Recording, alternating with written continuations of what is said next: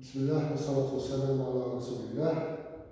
أعزائنا الطلبة، نبدأ مع le chapitre 3. Donc c'est le mouvement relatif.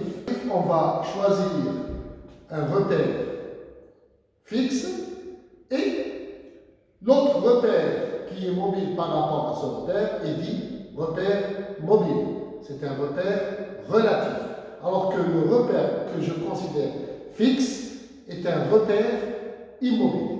Alors, soit donc un repère R d'origine O avec les vecteurs unitaires I, J et K, donc repère cartésien, on dit que ce repère est fixe. Avec les I, J et K, c'est des vecteurs unitaires constants. On va étudier le mouvement d'un point L par rapport à ce repère. Et donc, le mouvement est dit mouvement dans le repère absolu. Mais on va étudier le mouvement du même point par rapport à un repère R', donc dont les vecteurs unitaires sont I', J' et K', et l'origine O'. Ce repère est en mouvement. Un repère en mouvement, il peut être en translation. Quand je dis translation, ne veut pas dire forcément rectiligne, c'est-à-dire l'origine TO change de position. Ça peut être l'origine elle change en mouvement circulaire, en mouvement curviligne ou là en mouvement rectiligne. Mais elle peut aussi, l'origine reste fixe, mais c'est le repère qui tourne. Le repère qui tourne donc donne un repère mobile. Il peut tourner dans un mouvement quelconque, par exemple, qui m'a au moment où il coule l'énergie thermique. Donc les vecteurs I', J' et K' tournent, mais autour de l'axe K'. C'est-à-dire K' reste constant, alors que I' et J' tournent. Donc le mouvement terreau est sur un plan, tourne autour d'un axe fixe. Mais il peut aussi varier qui déclenche son énergie. Donc il donne en même temps les axes terreau changent. Il tourne, mais les axes terreau changent. L'axe de rotation terreau n'est pas fixe.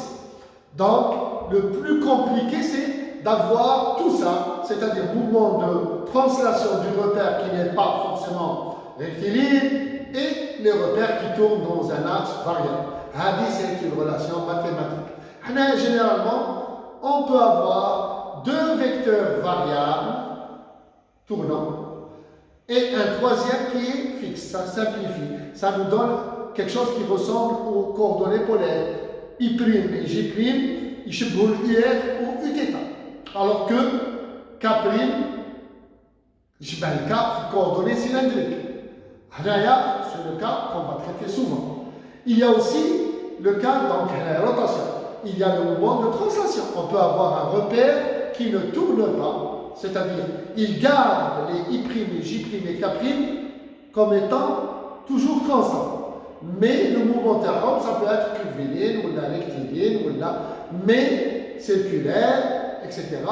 Mais sans rotation. Donc on peut avoir une rotation sans translation, une translation sans rotation, mais on peut avoir les deux en même temps. Donc, en premier lieu, on va étudier donc, dans le repère absolu par rapport au repère absolu, repérer tout le savon, dans le repère absolu, donc qui est fixe. Alors, les vecteurs de position, comme d'habitude, donc c'est l'étude comme d'habitude. On oublie d'indiquer un autre repère. Donc, on travaille. Maintenant, le mobile à qui on s'intéresse, c'est le M. Donc, on s'intéresse au mouvement de M par rapport au repère fixe R, O, X, Y, R, O, X, Y, Z. Donc, on a OM, X, Y, Z fois I, J et K qui sont considérés comme des vecteurs constants. Pour la vitesse comme d'habitude, on appellera seulement la vitesse absolue. C'est la dérivée de cette expression, sachant que I, J et K sont des vecteurs constants. Leur dérivée donne un vecteur nul. Donc, on a les vecteurs, les composantes du vecteur vitesse absolue. En dérivant une deuxième fois, on obtient l'accélération. L'accélération est dite accélération absolue. Elle est notée gamma pour ne pas avoir A dans l'absolu à AA. Donc on peut le faire, mais quand même, pour éviter. Donc gamma A, alors c'est la dérivée de A, c'est la deuxième dérivée. Dans l'esprit de celui qui dérive, à la valeur de I, J et K sont constants. S'il y a un autre repère pour lui, ce repère est un repère mobile. Et donc, nos vecteurs unitaires changent. On peut toujours exprimer les vecteurs OR, VA, gamma, en fonction de I, J et K. Mais on peut les exprimer en fonction de I', J' et K', qui sont des vecteurs variables. C'est plus compliqué, mais quand même, c'est juste.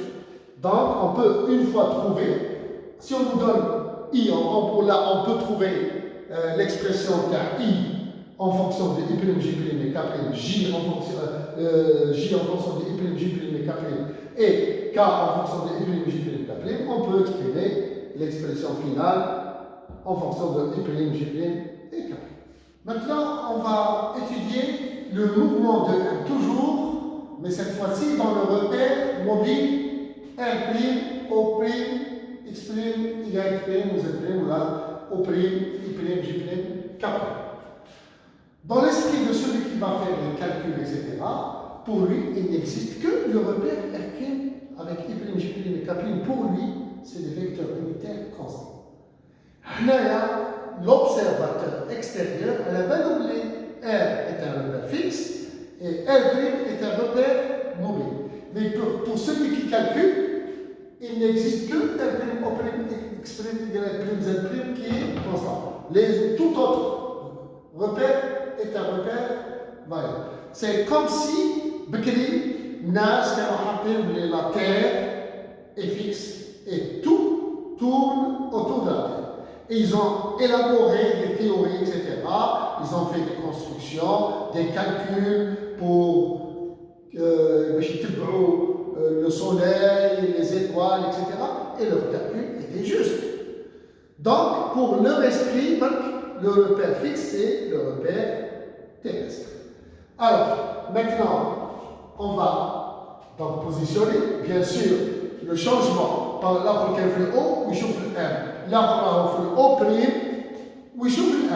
Ce n'est pas la même vision. Donc, ce n'est pas la même vision, ce n'est pas le même vecteur unitaire. Le vecteur unitaire, c'est calculé à partir de O'. Et on vise toujours le même mobile, vu de deux angles différents.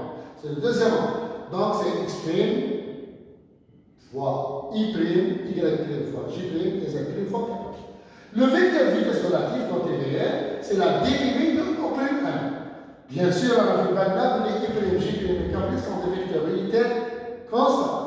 Et donc, on obtient à l'expression. Parce que la dérivée de I', J' et K' sont des vecteurs nuls. Et donc, on a les composantes de vecteur vitesse relative. Pour le vecteur accélération relative, qui est noté gamma R, donc on dérive la vitesse relative.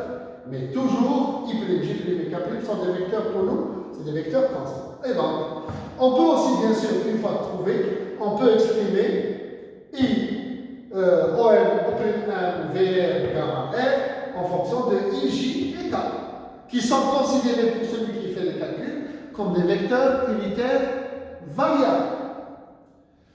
Donc, et qui tournent, c'est le repère c'est le repère dans le sens inverse. Donc, θ point θ, c'est moins θ, n'est-ce pas, pour le repère mobile lunaire.